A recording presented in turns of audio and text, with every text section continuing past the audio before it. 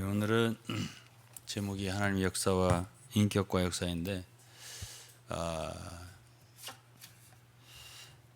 하나님의 인격이라고 한다면은 사람도 인격이 있듯이 하나님도 하나의 인격이 있다.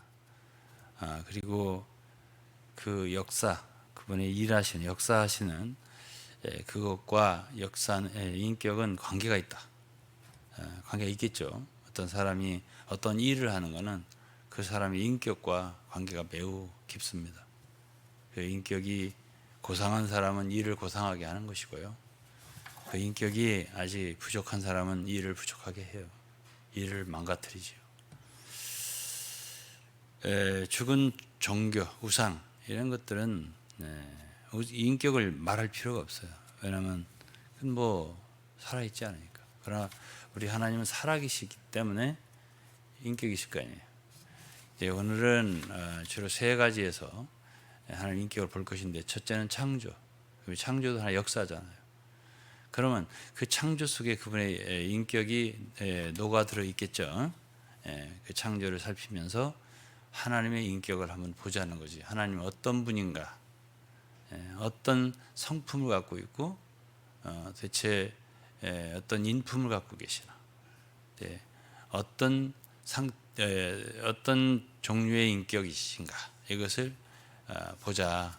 그리고 이제 두 번째는 그분의 구속에서, 그분이 이제 우리를 구원하는 역사, 예수 그리스도를 보내셔서 구속하신 역사, 거기도 다만 우리를 구원하시는 게 아니라 그 일을 하시는데도 그분의 인격이 거기에 들어있고 그것이 그의 역사에서 나타나는 거예요. 그다음에 이제 세 번째는 이제 그분의 구원하는 그 구원하는 섭리. 그것이 요즘에 이제 이 모든 게 로마서예요. 지금 중심은 로마서 11장을 읽다 보면, 제가 11장 읽다 보니까 그분의 인격이 만져지는 거예요. 그분은 어쨌든 우리가 사람을 대하면, 가령 부모님을 대하면 그 인격이 만져질 때가 있잖아요. 이분은 이러한 분이구나, 이러한 마음을 갖고 있구나, 이러한 특징이 있구나, 이런 걸 느끼듯이 그걸 느끼겠는 거예요. 저는 성경을 읽을 때 정말 많은 경우에 그걸 느꼈어요. 그래서 오늘은 제목이 하나님의 인격과 역사입니다. 그래서 이제 로마서 11장 33절에 보면, 깊도다 하나님의 지혜와 지식에 부요하며, 이 사도 바울이 말한 거예요. 그의 판단, 판단이라는 건 하나의 심판. 우리의 하나님 판단하시는 게 있을 거 아니에요. 우리 사람도 어떤 일을 판단하는 거 있잖아요. 하나님의 판단, 또는 영어로는 judgment니까 심판. 측량치 못할 것이다. 또 그분의 길이 있을 거 아니에요. His way라고 했는데요. unfathomable. 길은 찾지 못한다. 헤아릴 수 없다. 그분이 어떤 길을 어떻게 이렇게 가시는지, 어떻게 가시는지 찾을 수 없다. 그리고 누가 주의 마음을 알았느냐 그랬습니다. 깊다는 얘기죠. 무엇이 깊어요? 그분의 인격 자체가 사람이 알기 어렵다. 깊은 분이다. 그분의 지혜와 지식은 부요하고 너무나 깊어서 쉽게 알 수 없다. 사람도 쉽게 몰라요. 사람도 그렇게 쉽게 모릅니다. 치러봐야 알아요. 그런 것처럼 하나님도 참 오랫동안 우리가 말씀을 보고 참 하나님 앞에 참 그분과 동행하며 생활하고 그럴 때 조금씩 알아가는 거예요. 창조를 한번 생각해 보겠습니다. 창세기 1장에는 하나님의 창조가 나와요. 그렇죠? 그런데 이제 그 창조를 시작하기 전에 그 창세기 1장 2절에 보면 어떤 상태가 있었는데, 그것이 땅이 혼돈하고 공허하며 흑암이 깊음 위에 있고, 그랬습니다. 하나님의 신은 수면 위에 운행하시니라. 2절이죠. 그게 이제 혼돈, 공허 이런 거는 하나님이 그거는 아직 창조 안 한 거예요. 그리고 그는 사단과 비슷한 거예요. 이 케이오스라는 말 아시죠? 혼돈. 그런 상태. 그거는 우리 사람으로 말하면 믿지 않을 때 그때 상태예요. 그냥 질서가 없는 거지. 혼돈한 거, 혼돈스러운 거예요. 그리고 공허한 거예요. 그리고 거기에는 흑암이 있는 거지. 그런 상태에서 이제 하나님께서 우주 만물을 창조하실 때 첫째 빛이 있으라 이렇게 했잖아요. 빛이 있으라. 그러면서 이제 한 줄기 빛이 비치기 시작하고 그러면서 이제 창조가 시작됐습니다. 그러면 이제 우리가 이 하나님이 창조를 볼 때 우리는 하나님의 속성을 느낄 수가 있어요. 그게 뭐냐? 하나님은 어지럽고 혼돈스러운 거 싫어하신다. 그분이 뭔가를 하셨다 하면 거기서부터는 질서가 생긴다는 걸 알 수가 있어요. 그래서 고린도서 14장에도 하나님은 어지러움의 하나님이 아니요 질서의 하나님이다 하는 말씀이 있어요. 그러니까 우리가 하나님을 믿었다, 하나님 자녀다 할 때는 이제 하나님의 그 빛을 얻었고 그분을 닮아가는 거 아니에요. 그러면 그 사람의 인생은 그때부터 비로소 빛이 있게 되는 거고 질서라고 하는 것이 생기는 거예요. 그럼 그 이전은 뭐예요? 혼돈이죠. 그리고 공허죠. 그리고 어둠인 거예요. 그래서 하나님 믿는다는 건 굉장히 중요한 의미를 가져요. 그러면 이제 우리가 하나님 인격과 역사를 알게 되면 우리 자신도 이제 어떻게 되어간다는 것을 알게 되겠죠. 하나님은 창세기 1장에 보면 그 첫째 날 하신 거 있고요. 빛이 있으라 어둠과 빛을 나눴다고 했습니다. 그리고 낮과 밤이 있게 하고 둘째 날은 궁창 위에 물과 아랫물을 나누었다. 그리고 이제 궁창을 지으셨다. 둘째 날. 셋째 날은 그 전에는 어째요? 전체가 수면이에요. 물. 그런데 이제 육지 땅이 드러나게 하셨다. 셋째 날이에요. 그리고서 이제 그 드러난 땅에 수목이 자라게 하셨다. 뭐 풀이라든가 채소라든가 이 구분이 되어 있어요. 창세기 1장이면은 처음부터 풀이 어떻게 변해갖고 야채가 돼서 먹을 거 이게 아니고 처음부터 야채는 야채고 풀은 풀이고 또 과목은 과목이에요. 그리고 나무는 나무고 열매 맺는 과목이 따로 있는 거지. 다섯째 날, 여섯째 날 참 짐승도 마찬가지예요. 그냥 야생 동물은 동물이고 소, 말, 양 이런 육축 있잖아요. 육축은 육축대로 따로 지으신 것이 그냥 짐승이 막 이렇게 되다 보니까 어떤 거는 이제 집에서 키우고 약 육축된 건 아니고 창세기 1장 보면 아예 종류가 다 처음부터 달라요. 이렇게 지으셨단 말이에요.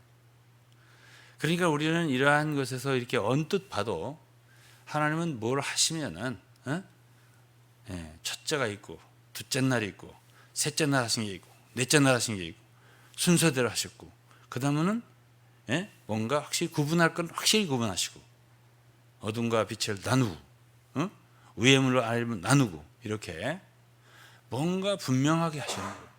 그럼에도 불구하고 넷째 날은 태양 두 광명이라고 그러는데 밤에는 달, 낮에는 해. 그래가지고 태양은 낮을 주관하게 만드시고 달은 밤을 주관하게 만드셨다. 이런 말씀 있잖아요. 뭔가 주관한다 이거지. 이렇게 해서 낮과 밤이 이루어지게 하셨어요. 그리고 이제 바다가 생겼잖아요. 이거는 이제 셋째 날 육지가 드러나면서 바닷물이 이제 물러갔을 거 아니에요. 이러한 자세한 광경은 창세기 1장에만 있는 게 아니에요. 자세하게 이 창조에 대한 것은 또 다른 성경에도 있어요. 시편 104편에 읽어보면 자세하게 그때의 광경이 나와요. 굉장히 장엄하고 아름답죠. 그리고 욥기 38장에도 그런 광경이 나와요. 그러니까 여기저기에 이렇게 나뉘어져 있어요. 그럼 그런 모든 것들을 볼 때는 거기에 하나님의 창조의 그 능력도 나타나고 그분의 성품도 나타나요. 보기에 좋았더라. 그럼 좋아하시는 분이에요. 어떤 걸 보면 좋아해요. 빛이 있으라. 보시기에 좋았더라. 또 어떻게 창조가 그분 뜻대로 이루어졌을 때 심히 좋았더라. 사람을 지으시고는 참 심히 좋았다고 하셨어요. 그러니까 그분은 우리 인간처럼 기쁨이 있어. 어떤 건 싫어. 내가 야곱은 사랑하고 에서는 미워하였다. 이런 뭔가 인격이 있단 말이에요. 어떤 거는 싫어하세요. 어떤 것은 좋아하세요. 이런 인격이 있는 하나님이라는 걸 우리가 창조의 역사를 통해서도 알 수가 있는 거예요. 그렇겠죠? 그래서 엿새 동안은 그분은 부지런히 창조를 하시고 그리고 일곱째 날 될 때 안식을 하셨습니다. 그분은 쉬는 것도 아셔요. 그러니까 쉬기도 하시고 일도 하시고 그렇게 하기 때문에 다 뜻이 있죠. 우리가 만일 하나님을 이렇게 하나님이 하신 일을 본다면은 주 예수님 똑같아요. 그분도 하나님이시니까 제자들에게 열심히 가서 전도하고 뭐 이렇게 하게 하시기도 하지만은 이제는 좀 쉬어라 이렇게 쉬게도 하시고 이렇게 하시는 분이세요. 우리가 이제 성경을 읽으면 그래요. 이 말씀을 보면 그분의 역사에서 오늘 지금은 창조에서 그분의 인격이 나타난다 그 말이에요. 이런 하나님이시구나. 그렇죠? 그래서 로마서 1장 20절에는 창세로부터 그의 보이지 않는 것들 영원하신 능력과 신성이 그 만드신 만물에 분명히 보여 알게 되나니 그렇습니다. 그의 만드신 만물을 보고 보이지 않는 그분의 신성, 그분의 능력이 우리가 알 수 있는 거죠. 욥기 38장을 잠시 한번 보겠습니다. 욥기 38장 4절부터 보면 내가 땅에 기초를 놓을 때에 네가 어디 있었느냐 네가 깨달아 알았거든 말할지니라 누가 그 도량을 정하였는지 누가 그 준승을 그 위에 띄웠는지 네가 아느냐. 하나님께서는 이 땅을 지으실 때 그냥 대충 있어라 해서 있는 게 아니고 마치 이 말씀을 읽으면 집을 짓는 것처럼 건축하는 것처럼 이 땅을 기초를 놓았다. 건축할 때 여러분 기초를 파잖아요. 땅 터파기를 먼저 하잖아. 기초를. 그런 것처럼 이 육지를 하나님께서 창조할 때 기초가 있게 했다. 이건 성경이 아니면 그런 말을 하는 데는 없어요. 그러면 이 말씀을 읽을 때 우리는 하나님이 이 육지를 지을 때에 도량을 가지고 측량을 해가면서 measurement라고 해요, 영어로. 이것이 5절 말씀이거든요. 누가 그 도량을 정하였느냐. 그 준승, 하나의 라인이에요. 줄을 띄어가면서 이렇게 집 짓듯이 하신 거예요. 이 육지가.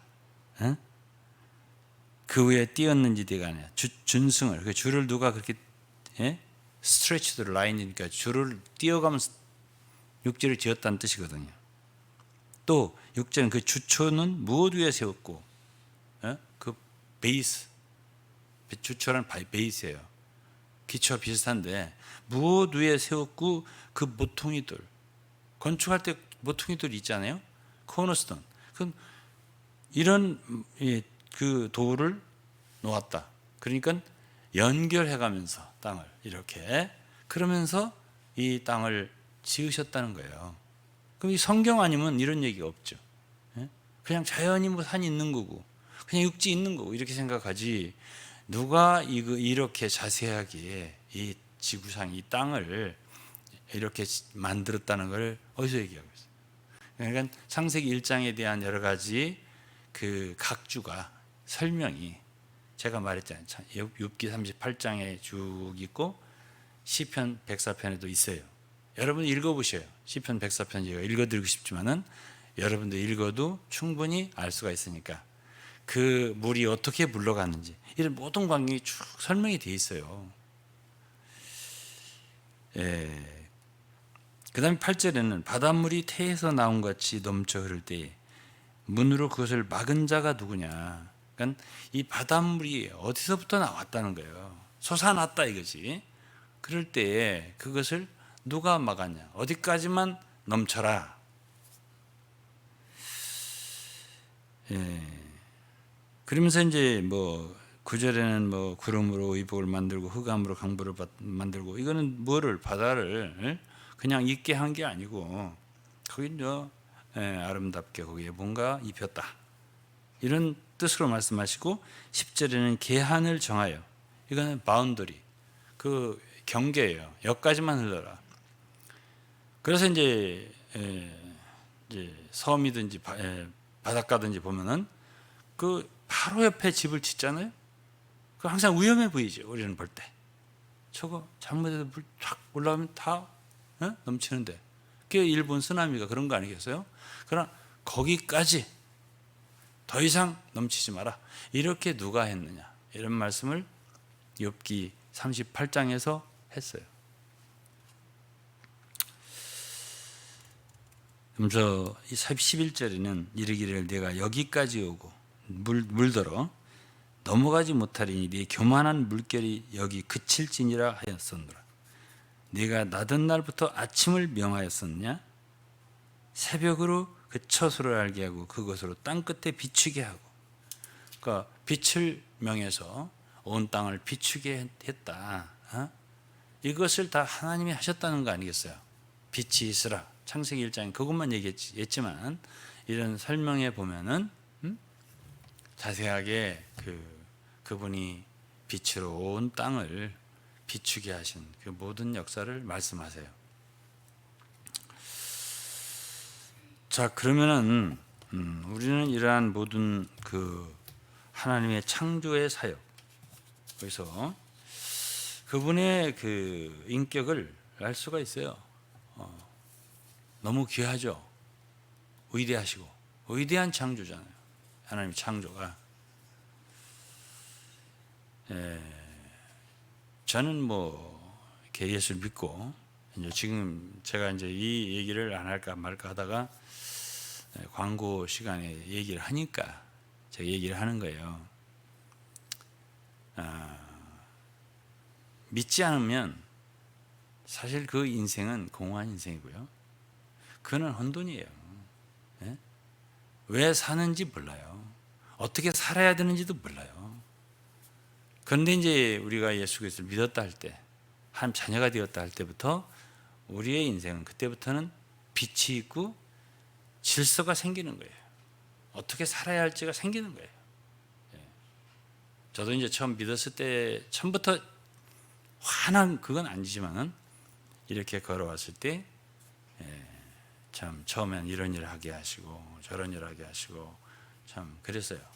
많이 어려울 때도 많이 있었고 혼돈스러울 때도 있었어요. 사실은 없는 건 아니었어요. 그러나 세월이 갈수록 점점 이렇게 빛이 이렇게 그런 말씀도 있어요. 성경에 욥기에 보면 있어요.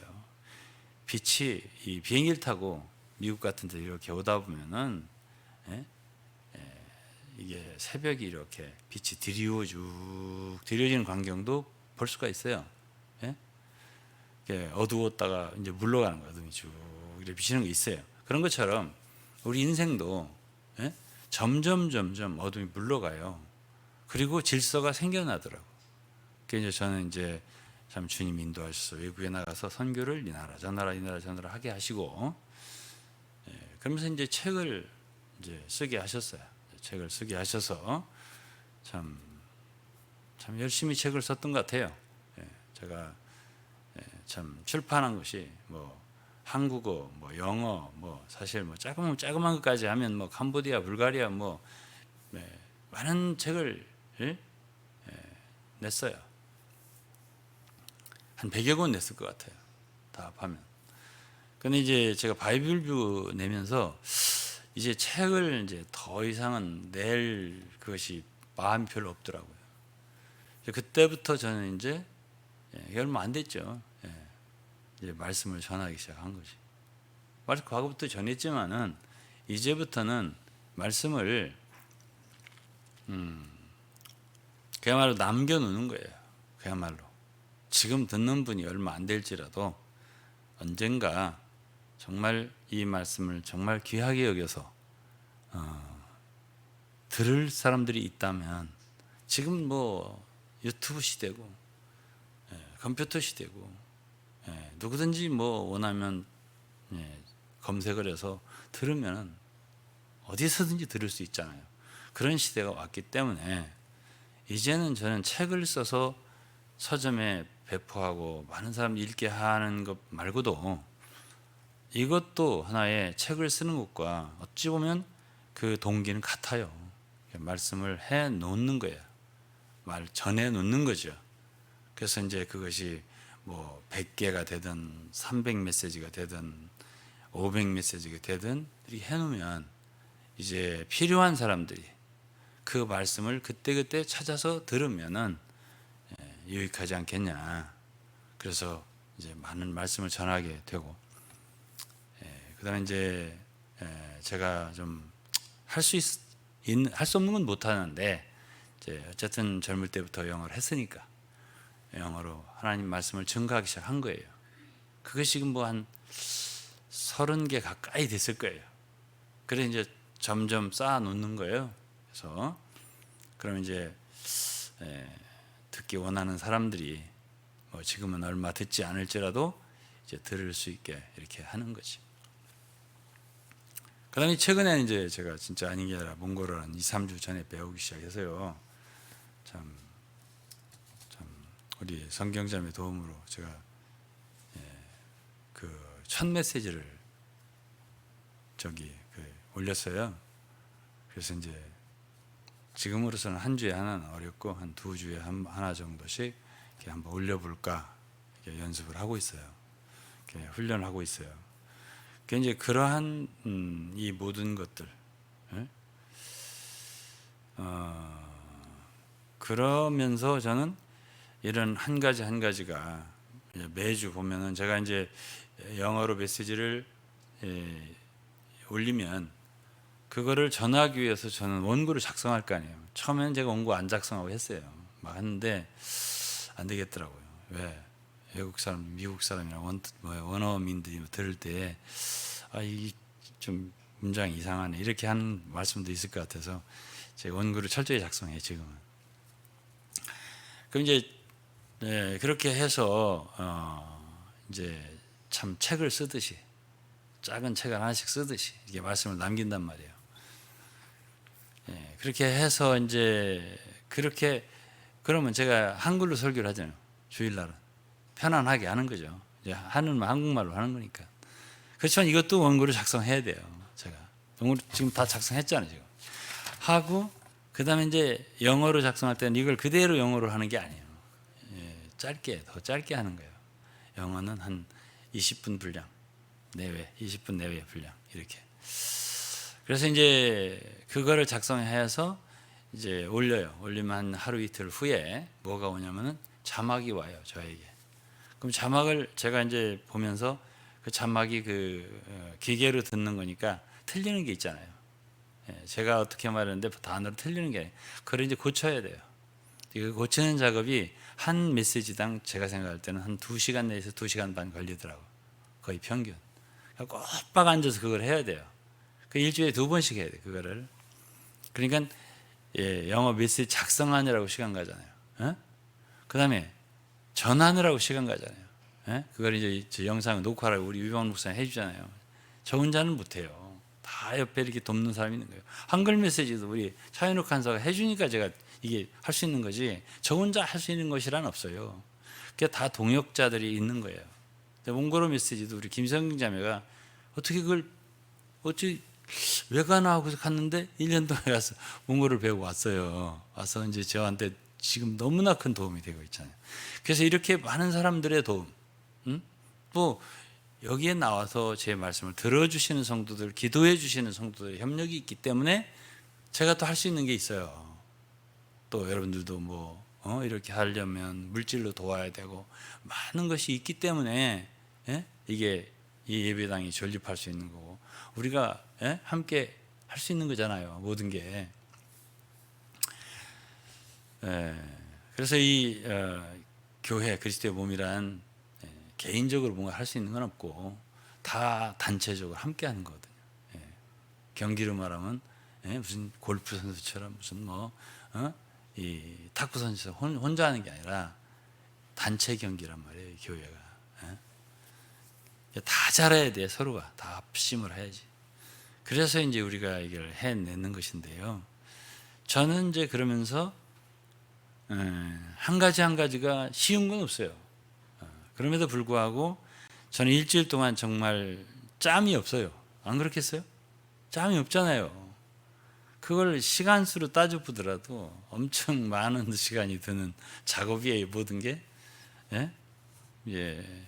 저 혼자 하는 건 아니지만 그래도. 그런데 이제 그러면서도 저는 휴식을 반드시 가져요. 하루 종일 휴식은 아니고 안 되고 나눠서 한 두세 번 나눠서 한 너댓 시간씩 서너 시간씩 반드시 쉬어요. 왜?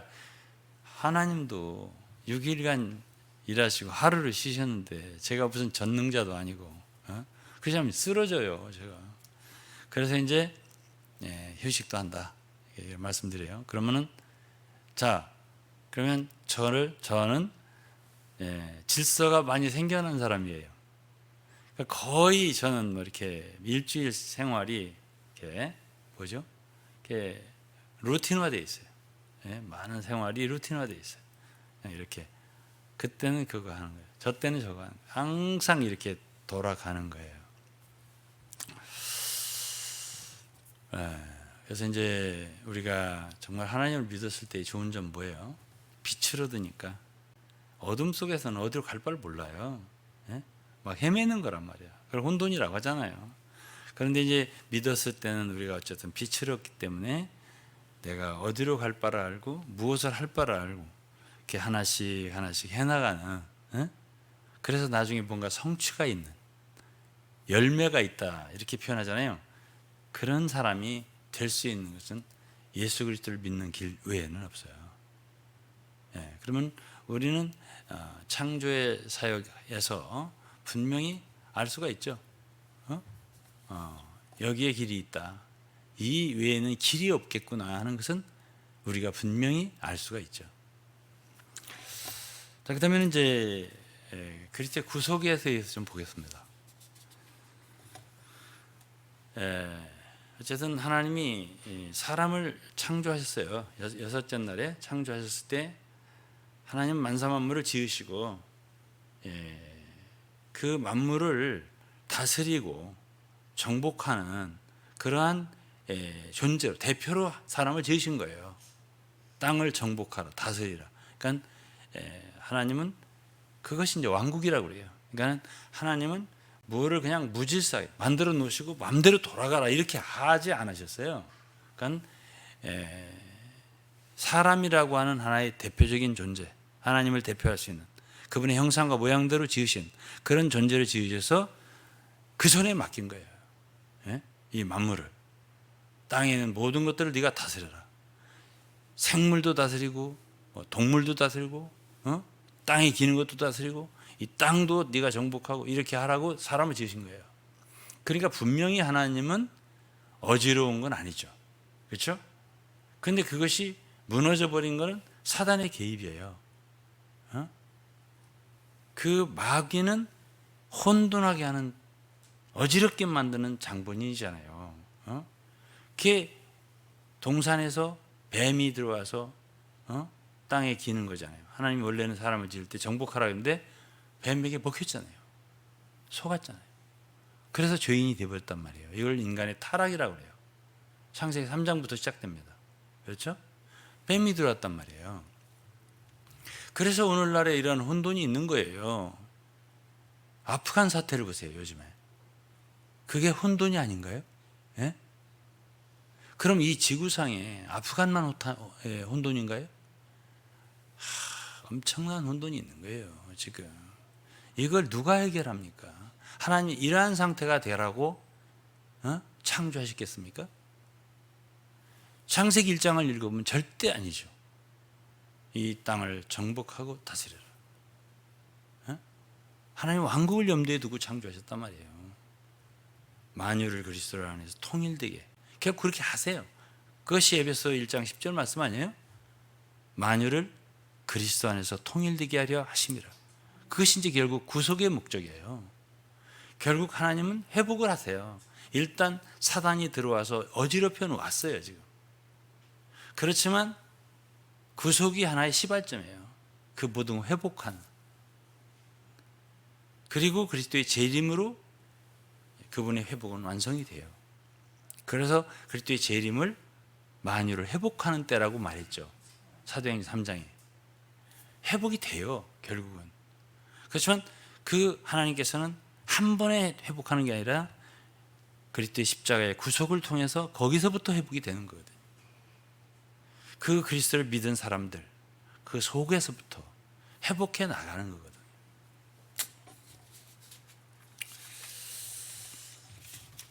오늘 모든 얘기를 다 할 수 없잖아요.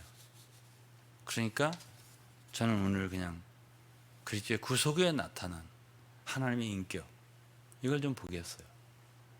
그리스도의 구속에도 그분의 인격이 나타났어요. 그래서 로마서 1장 17절에 보면 복음에는 뭐가 나타났다 하냐면 하나님의 의가 나타났다, 이렇게 표현되어 있습니다. 에베소 2장 보면요, 그분이 우리를 구원할 때 하나님의 사랑, 긍휼과 사랑이 풍성하신 하나님이었어요. 긍휼과 사랑이 나타난 거예요, 이 구속할 때. 하나님 어떤 분이냐 하니까 그분은 창조에서는 제가 주로 질서에 대해서 많이 얘기했어요. 근데 그분의 구속에 있어서는 그분의 사랑과 긍휼이 많이 나타났어요. 사랑과 긍휼만이 아니에요. 우리를 구원하신 것에 대해서 또 그분은 은혜가 있으시다 해서 그 은혜의 풍성함을 오는 여러 세대에 나타내게 하려 하심이라. 우리를 구속하실 때에 그분은 그분 속에 있는 한없는 은혜가 있으신 분인데, 사람을, 죄인을, 멸망할 죄인이잖아요, 구속하는, 구원하는 일에 있어서 하나님의 속성이, 인격이 많이 나타났어요. 최대로 나타났다고 말할 수 있어요. 그분은 그 속에 얼마나 사랑이 크신 분인가, 동정과 자비, 긍휼이 크신 분인가 하는 것이 나타난 거예요.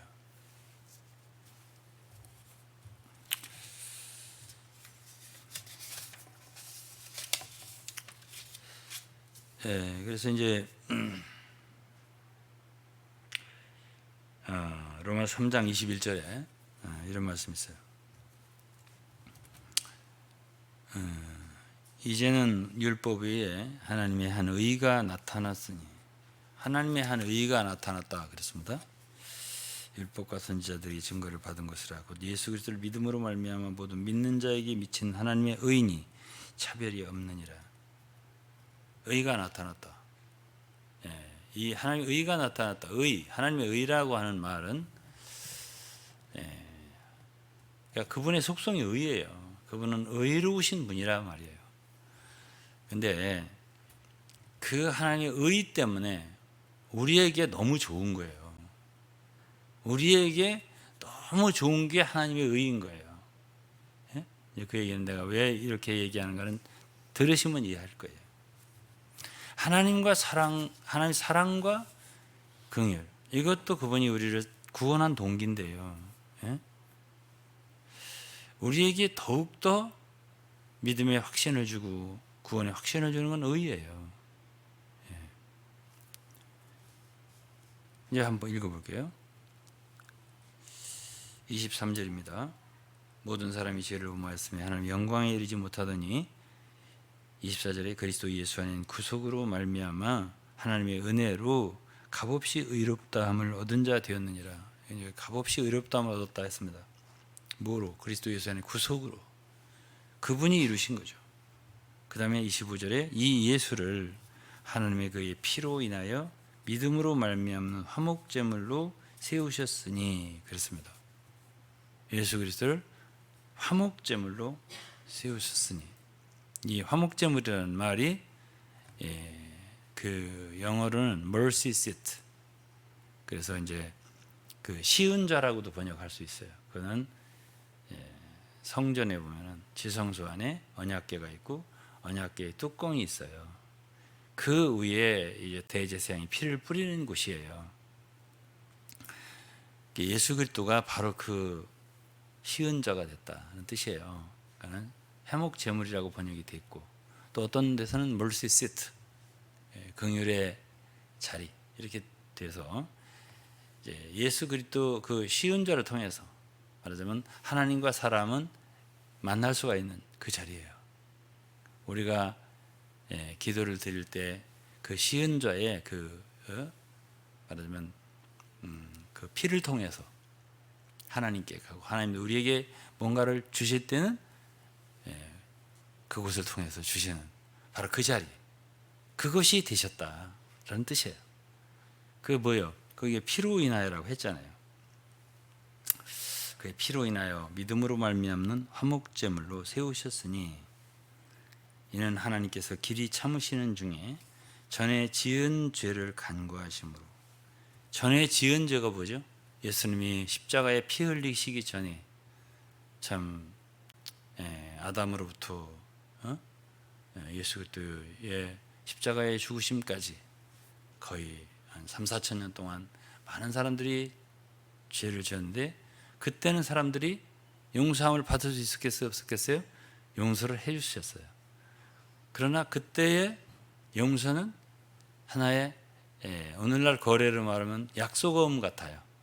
왜냐하면 그 모든 죄에 대한 지불된 것은 2000년 전에 예수의 십자가에서 지불되기 때문에 그 전에 믿었던 많은 사람들은 뭐 다윗이라든가 뭐 솔로몬이라든가 모세라든가 많은 사람들이 어쨌든 엘리야라든가 그걸 받았을 거 아니겠어요? 선지자들이라든가.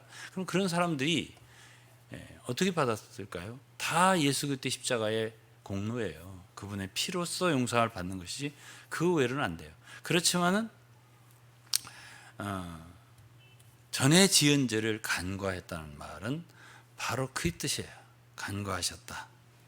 그리고 자기의 의로우심을 나타내려 하심이니 곧 이때에 자기의 의로우심을 나타내사 자기도 의로우심이요. 그렇죠? 하나님은 거기서 피를 흘리셔서, 그 아들이 피를 흘리셔서 과거에 간과했던 모든 죄들에 대한, 그것에 대한 결제를 한 거예요. 약속을 끊었던 것들에 대해 결제를 한 거예요. 십자가에서 피값으로다가 다 갚아준 거예요. 그 뒤에 믿는 사람들은 물론 그 피로 용서함을 받는 것이지만 그 전에도 그 문제를 해결해야 할 거 아니에요. 그래서 그건 다만 과거에는 언약으로 이렇게 약속으로 해서 어음처럼 끊어줘서 용서를 했지만은 주님은 그 문제를 해결해야 되기 때문에 그 아들을 이 세상에 보내셔서 말하자면 제물로 드려서 그 피를 흘리게 하셔서 그 죄에 대한 대가를 과거나 예수님 당시 현재나 그 후에 미래나 모든 죄값을 다 치르셔서 그분의 의로우심을 나타냈다는 거예요. 그러니까 하나님은 그분이 구속에 있어서 우리를 용서하고 구원하는 일에 있어서도 뭘 나타냈다고요? 하나님의 의를 나타냈다 그 말이에요. 그분의 의로우심을 나타내셨다. 그러니까 이 성경에서 우리에게 말해주는 것은 그분은 그분의 구속하는 일에 있어서도, 우리를 구원하는 일에 있어서도 그냥 적당히 봐주는 식으로 사랑하니까 용서해 주겠다, 구원해 주겠다, 그게 아니고 그분은 그분의 의로운 인격에 맞게, 속성에 맞게 그 대가를 완전하게 치르겠다. 그러면 우리 모든 사람, 많은 사람의 죄가 아담 하나 때문에 와서 이 많은 사람이 죄인이 된 것처럼 또 하나의 마지막 아담 같은 그러한 존재를 이 세상에 보내셨는데 그분이 예수 그리스도예요. 그러면 그 아담 때문에 이 많은 사람이 죄인이 될 수 있었다면은 예수 그리스도 한 분의 순종하심으로 많은 사람이 의인이 의롭게 될 수 있는 게 아니냐. 이건 굉장히 공의로운 거예요. 그게 굉장히 합당한 거예요. 그래서 로마서 5장 19절에는 한 사람의 순종치 아니함으로 많은 사람이 죄인이 된 것 같이 한 사람의 순종하심으로 많은 사람이 의인이 되리라. 이렇게 한 사람 대 한 사람. 그리고 한 사람 한 사람도 아니에요. 18절에 보면 한 범죄로 인하여 많은 사람이 정죄에 이르렀어. 이 18절 말씀이에요. 5장 18절. 의로운 한 순종으로 말미암아, 순종한 한 행동으로 말미암아 많은 사람이 의롭다 함으로도 생명에 이를 수 있다. 이건 지극히 합당한 거란 말이에요. 의로운 것이란 말이에요. 작은 것, 큰 문제를 작은 문제로 상쇄시킨 게 아니에요. 완전하게 그렇게 우리를 구원하신 일에 있어서 하나님은 그분의 의를 온전히 나타내셨다. 그런 말씀이에요. 그래서 이 로마 3장 보면은 26절에 이때에 자기의 의로우심을 나타내셨어요. 의로우심을 나타내사 우리를 구원하신 일에 우리가 구원받나 안 받나 이걸 주의한 것만이 아니에요. 하나님은 오늘날 많은 사람들은 내가 구원을 받았냐 안 받았냐, 당신이 받았냐 안 받았냐 한번 확인 좀 해보자, 뭐 이런 얘기, 그런 것에 많은 중점을 두는 사람 많아요. 그런데 성경에서는 놀랍게도 그 얘기보다 하나님은 내가 너희들을 구원하는데 내가 의롭게 했다, 이것을 많이 말씀하시거든요. 그러니까 우리가 예수를 믿었다 할 때는 우리는 하나님의 사랑과 은혜로 구원을 받았다, 이뿐 아니에요. 우리는 하나님 의로 구원을 받은 거예요. 왜 그러냐면은 그분은 의로우시기 때문에 예수 믿는 자를 구원한다 했잖아요. 그런데 다시 나중에 가서 심판대 앞에 가니까는 너는 너무 죄를 많이 졌잖아, 너는 할 수 없이 지옥 가야 되겠다, 이렇게 하실 수가 없어요. 왜 그러냐? 그거 한 번 그렇게 하셨으면 그렇게 할 수밖에 없는 분이세요. 왜? 그분은 모든 행사가 의로우시니까요. 그러니까 그분의 의 때문에, 의로우신 하나님이기 때문에 우리는 확신을 가질 수 있는 거예요. 다시 나를 정죄할 수 없으시구나. 왜? 그분이 의로우시니까. 너희를 의롭다 하시는 이는 하나님이시니. 로마 8장이에요. 누가 너희를 정죄하려? 하나님도 우리를 정죄 못 하셔요. 이제는 끝났어요. 우리는 결코 그리스도 예수 안에 있는 우리에게는 결코 정죄가 없다. 할 수 없는 거예요. 그래서 이 의가 소중하다는 말을 제가 한 거예요. 하나님 의가 소중한 거예요. 이 우리를 구속하시고 구원한 역사에 있어서 하나님의 의가 나타났다. 그 의를 생각할 때 우리는 의심하면 안 돼요. 그러면 의심한다는 얘기는 뭐냐면 우리가 구원받은 것을 의심한다, 우리가 의롭게 된 걸 의심한다면 우리는 하나님을 불의한 분으로, 의롭지 않은 분으로 생각을 하는 것이기 때문에 그거는 굉장한 불경이에요. 불경죄예요. 그러니까 우리는 그분의 의를 믿기 때문에, 의롭게 우리를 구원하신 걸 알기 때문에 우리는 그 믿음의 반석에 굳게 설 수가 있는 거죠.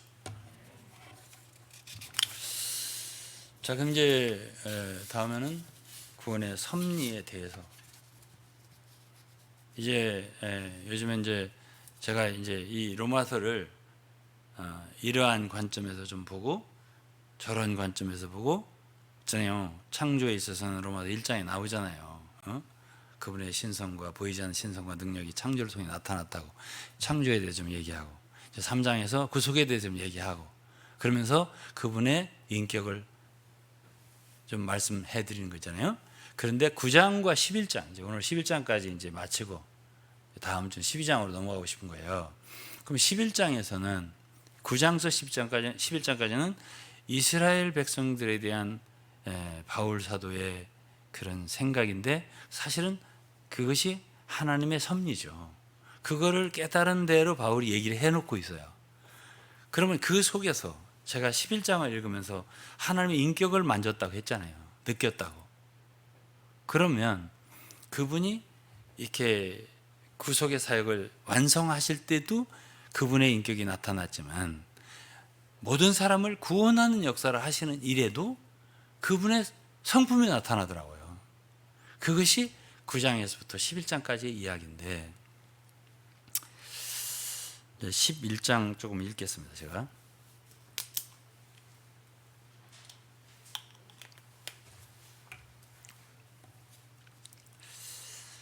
11장 15절이에요. 저희를 버리는 것이 세상의 화목이 되거든 그 받아들이는 것이 죽은 자 가운데 사는 것이 아니면 무엇이리요. 저희가 누구냐면 유대인들이에요. 어찌 보면 유대인들은 예수 그리스도가 오셨을 때부터 대적했잖아요. 그리고 복음 사역을 가장 반대한 것이 유대인들. 성경 읽어보면요, 쫓아다니며 괴롭혔잖아요. 핍박하고 유대인들이. 근데 이제 그것을 바울 사도의 표현은 하나님이 저희를 버렸다고 표현했습니다. 왜 그랬냐? 세상에 화목이 되게 하려고 그랬다, 이렇게 표현했습니다. 그런데 결국은 나중엔 또 하나님이 그들을 받아들인다 그랬어요. 결국 이제 그 얘기를 쭉 하고 있어요. 11장에서. 그것이 죽은 자 가운데 사는 것이 아니면 무엇이냐. 그러니까 바울 사도는 유대인들이 결국에는 구원받는다는 얘기를 하고 있어요. 지금은 그렇지만 구원받는다 이 소리를 하면서 죽은 자 가운데 산다는 건 뭐예요? 9장 초반부에서 바울은 자기 동족 때문에 너무나 큰 근심이 있다고 말했잖아요, 제가. 근데 지금 이제 9장에서 11장까지 쭉 얘기를 하면서 이제 바울은 결국은 하나님께서 그들을 용납하고 받아들여주고 구원한다 하는 이야기를 하는데, 그것이 죽은 자 가운데 사는 거다. 얼마나 하나님이 기뻐하시는 일이겠냐 하는 얘기를 하는 거예요, 이게. 그러면서 16절에 보면 제사하는 처음 익은 곡식가루가 거룩한즉 떡덩이도 그러하고 뿌리가 거룩한즉 가지도 그러하니라. 이 처음 익은 곡식가루란 바로 아브라함, 이삭, 야곱을 얘기하는 거예요. 이스라엘의 근본이죠. 떡덩이도 그러하고 뿌리가 거룩한, 이 뿌리라고 하는 것도 내내 그거예요. 아브라함, 이삭, 야곱, 이들을 통해서 믿음이 이제 왔고요.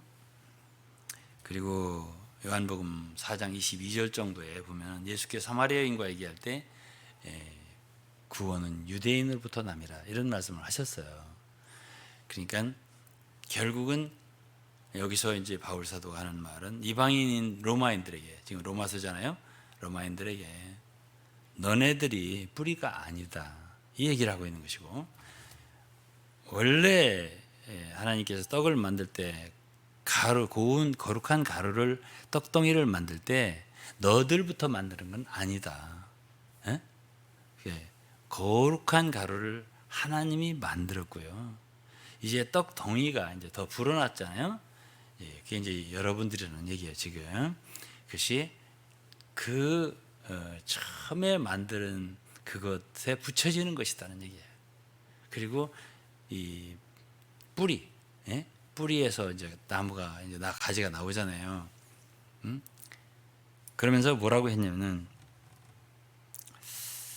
17절에 또한 가지 열마가 꺾여졌는데 돌감람 나무인 네가 그들 중에 젖붙임이 되어 참감람 나무 뿌리의 진액을 함께 받는 자 되었은즉 그 가지들을 향하여 자긍하지 말라. 자긍할지라도 네가 뿌리를 보존하는 것이 아니요 뿌리가 너를 보존하는 것이니라 그랬습니다.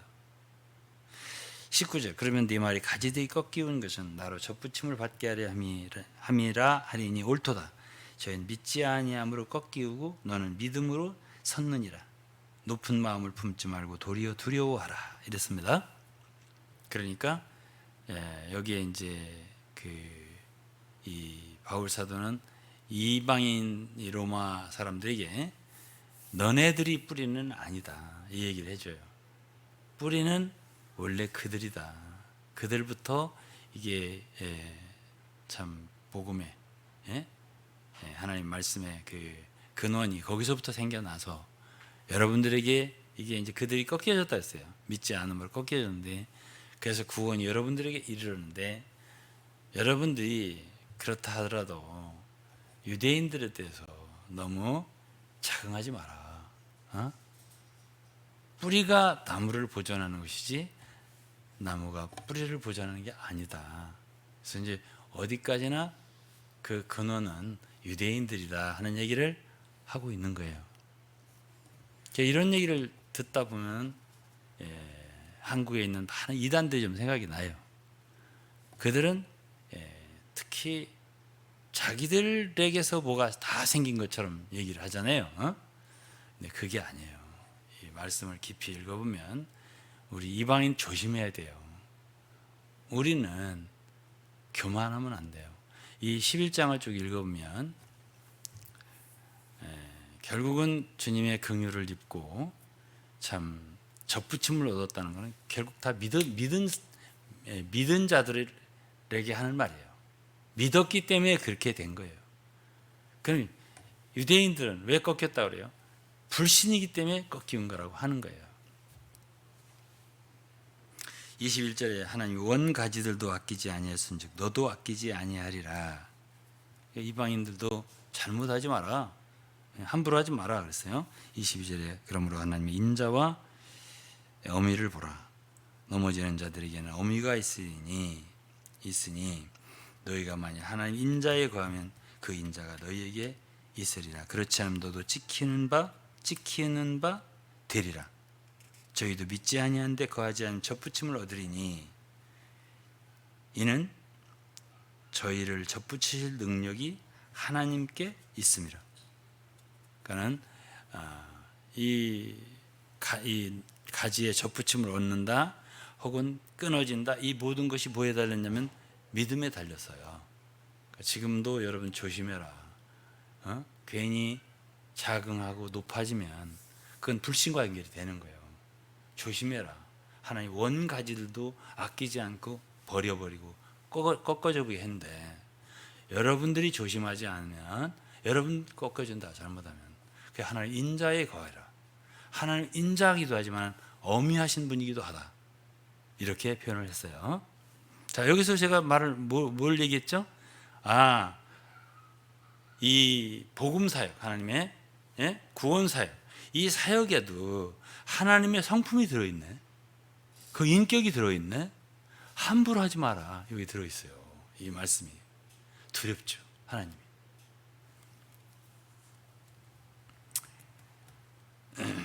24절 내가 원 돌감람나무에 찍힘을 받고 본성을 거스려 좋은 감람나무 접붙임을 얻었은즉 원가지인 이 사람들이야 얼마나 더 자기 감람나무에 접붙임을 얻으랴. 유대인들을 너무 이렇게 지금 핍박하고 뭐 한다고 해서 무시하지 마라. 그들은 원래 참 감람나무였다. 그게 꺾여졌지만은 접붙여지면 이방인 너네들 원래 우리는 돌감람나무인데 참 다행히 덧붙여졌는데 조심해라. 걔네들은 회개하면 척 원래 그 감람나무니까 잘 접붙여진다. 이렇게 바울이 얘기를 하고 있어요. 그러면서 25절 형제들아 너희가 스스로 지혜 땀을 면키하여 이 비밀을 너희가 모르기를 내가 원치 아니하노니 이 비밀은 이방인의 충만한 수가 들어오기까지 이스라엘의 더러는 완악하게 된 것이라. 그리하여 온 이스라엘이 구원 얻으리라. 기록된 바 구원자가 시온에서 오사 야곱에게서 경건치 않은 것을 돌이키겠고 내가 저희 죄를 없이 할 때에 저희에게 이루어질 내 언약이 이것이라 함과 같으니라. 언약이 있어요. 이들은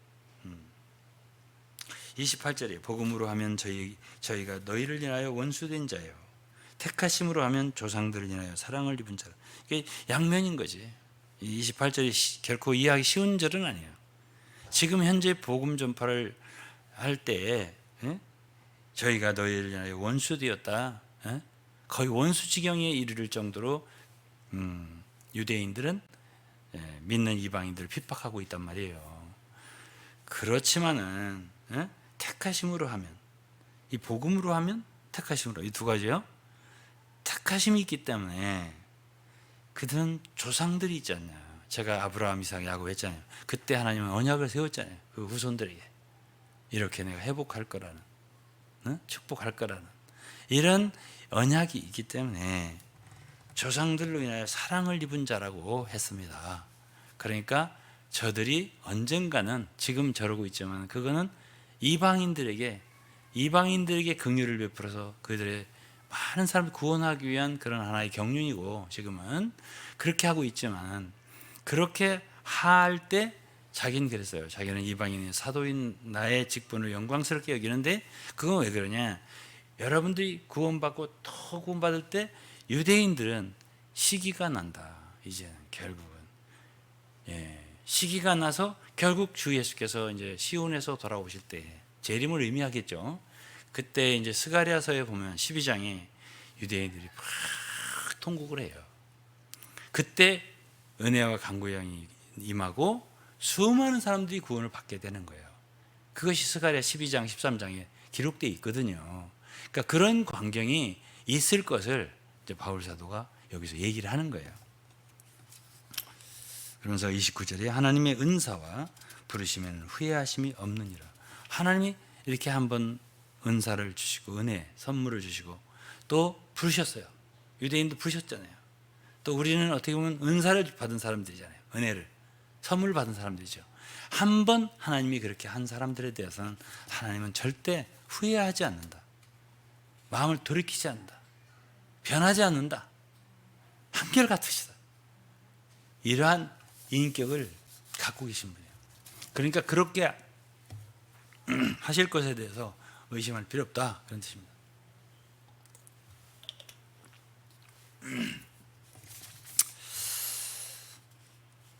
30절 너희가 전에 하나님께 순종치 아니하더니 이스라엘이 순종치 아니함으로 이제 긍휼을 입었는지라. 31절 이와 같이 이 사람들이 순종치 아니하니 이는 너희에게 베푸시는 긍휼로 이제 저희도 긍휼을 얻게 하려 하심이라. 하나님이 모든 사람을 순종치 아니한 가운데 가두어 두심은 모든 사람에게 긍휼을 베풀려 하심이라. 그는 여기서 이제 복음에 대해서 순종이라는 말을 썼어요. 제가 지난주에 복종이라는 얘기를 썼잖아요. 믿음과 복종. 이게 정상적인 믿음은 순종을 말하는 거고, 거기에는 또 겸손이 있는 거예요. 자긍하지 말라 그랬잖아요. 믿음 안에 거하는 사람들은 자긍하는 사람들이 아니에요. 우리만 믿음 있다, 우리만 구원이 있다, 우리만 교회다, 이런 자긍하는 태도 있잖아요. 그러면 믿음은 날아가 버려요. 믿음은 어디에 임하냐면요, 낮은 데 임해요. 마음이 낮은 데 임해요. 그렇기 때문에 여기서 바울 사도는 이방인들인 로마인들에게 여러분들은 하나님 인자하심에 거해야 된다고, 그리고 마음을 높은 데 두지 말라고, 겸손하라고. 이거 여러분들에게서 시작된 게 아니라고, 이거를 우리에게 말해주고 있는 거예요. 마치 우리에게서 모든 것이 생긴 것처럼 하는 이단들 얼마나 많은 줄 아세요? 자기들에게서 모든 것이 생긴 줄?